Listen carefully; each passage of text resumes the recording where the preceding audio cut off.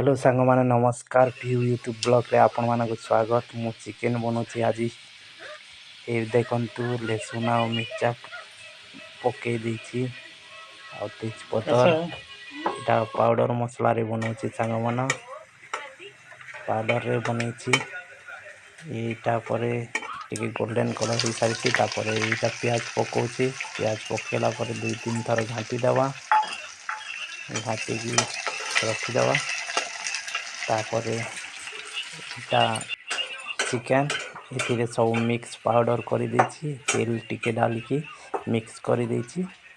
Mix करके एबे chicken ता ऊपर दवा। चिकेन एबे पके दवा। चिकेन भी एबे पके देछि ढाकी की रेडी करवा। ए मसला टिके टिके देछि तापरे एबे चिकेन टा रेडी ही सारी सांग माने। केते सुंदर कलर आछि देखो। एटा पाउडर मसला रे बनैछि देखो। एबे आस खाइबा।